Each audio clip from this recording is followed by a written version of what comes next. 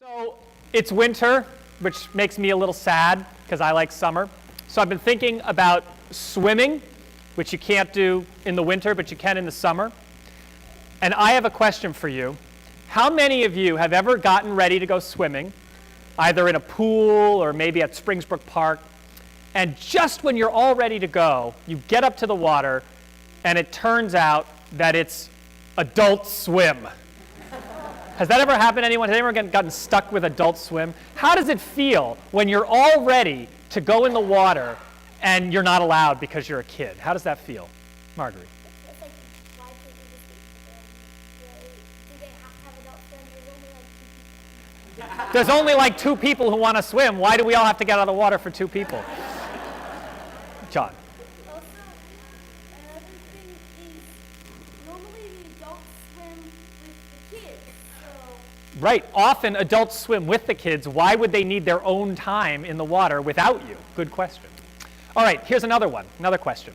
How many of you have ever been to an amusement park where there's like roller coasters and rides and stuff?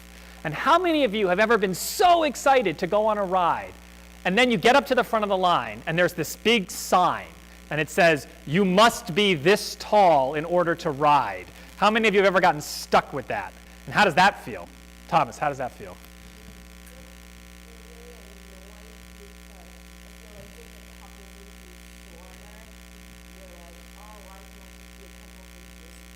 Right, you're really annoyed because if you could just be a few inches taller, you'd be able to go. Yes? It feels really, really annoying because you really just want to go on a ride, but you can't, and you see all the people having a lot of fun on the ride. Right.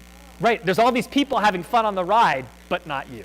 Now, I don't think that this happens anymore, but when I was small, I was part of a group, and we had a little clubhouse, and we didn't let people into the clubhouse who were girls. It was a no girls allowed clubhouse.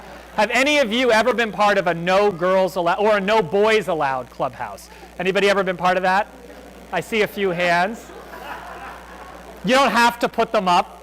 You don't have to own up to it. Yeah, it's not good, right? And then maybe for those of you who are a little older, have you ever tried out for a sports team and only to be told, you're not quite good enough to make the cut? Has that ever happened to anyone? That definitely happened to me. I played a lot of freshman soccer into my junior year. Wasn't quite good enough? Yeah. Today is a very, very important day in the church. Today is the day that we hear the story of the arrival of who at Jesus' manger? Who showed up in the story today? John. The wise men, the three wise men. And does anybody remember where those wise people were from? Nathan, where were the wise people from? From the desert. Yeah, good enough. From the east. Right. They weren't from that place. They were strangers. They were from far away.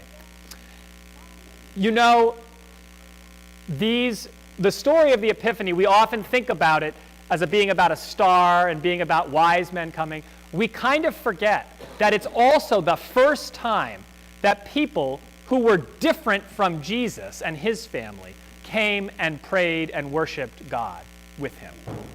What religion was Jesus? Who can remember what religion Jesus and his parents were? Were they Hindu? No, they weren't Hindu. Let's see. Who hasn't had a chance to answer a question yet today? Anybody know what religion Jesus was? Quinn, you haven't spoken. He was Jewish. That's right. Jesus was Jewish. And so was Mary, and so was Joseph, his parents. And the wise men are the first time that people who weren't Jewish kind of came to Jesus and prayed and worshiped him. And that's because when God came into the world as Jesus, God wanted everyone to know how much God loved them. Not just the Jews, but everyone.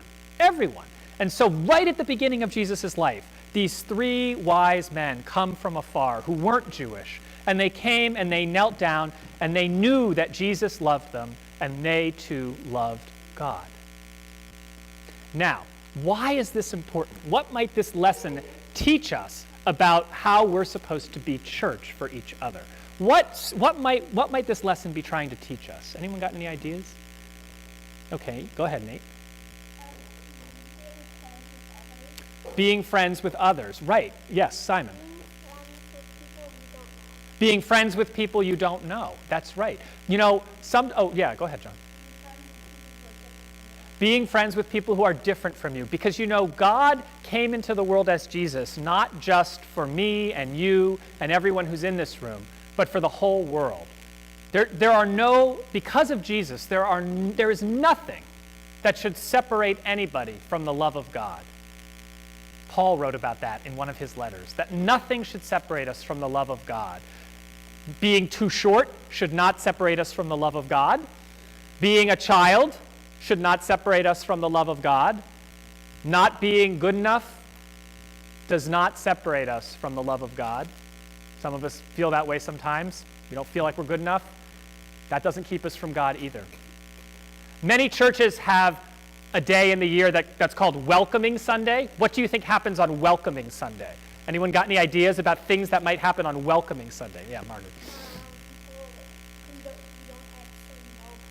People you don't actually know might come to church, and maybe you pay special attention to be nice to them. Simon, were you going to say something? New people come and you welcome.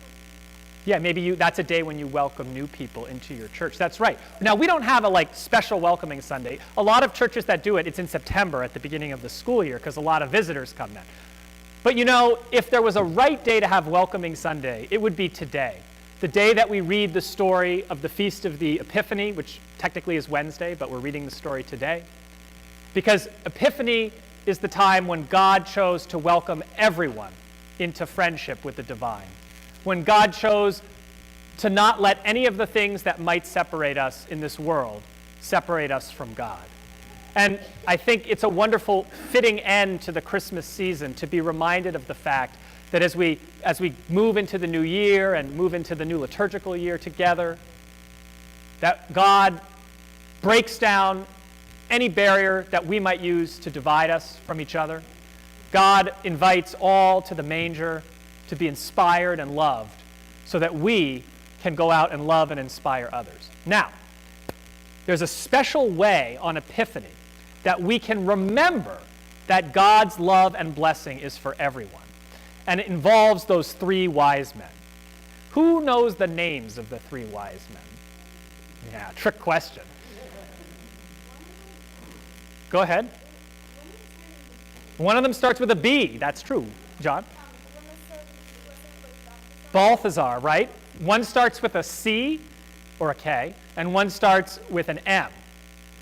The K is Caspar, and the M is Melchior. These are crazy names. Can you guys say Melchior? That's like my favorite of all of them, Melchior. Now, there's a tradition in the church to remind us that everyone is welcome, just like those three kings were welcome, even though they were different. Everyone is welcome in church. And what we do is we write on the doorpost of our church, we write a special thing in chalk. We write the year, 2016, and we write C plus M plus B. That stands for Caspar, Melchior, and Balthazar. It also stands for Christ bless this house in Latin. And when we write this on our door, it's a reminder every time we go in and out that everyone is welcome in the house of God. So I have a piece of chalk, and we're going to go into the back, and we're going to write on our doorpost this little phrase to remind us that in this house, everyone is welcome and everyone is loved. And then I have some extra pieces of chalk, and after church at coffee hour today, Reverend Rachel is going to help you guys go around and write chalk on all of the Sunday school rooms so that every time you go in, you remember that everyone is welcome in these doors. All right? So do you guys want to help me write on the door? All right. Why don't you guys go to the back door, and I'm going to get the chalk.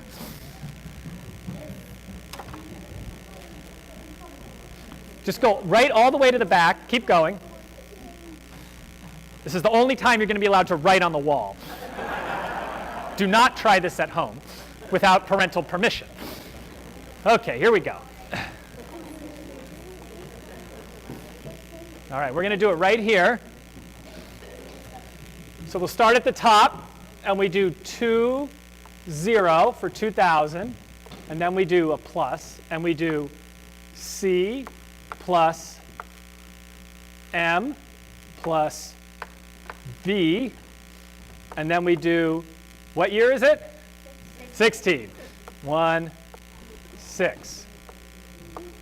So every time we walk in and out of this door and you see this, you remember that just as Jesus welcomed the 3 wise men from afar, we welcome all into this church to know God, to love God, and to be loved by God. Amen. You guys may go back to your seats. Thank you so much.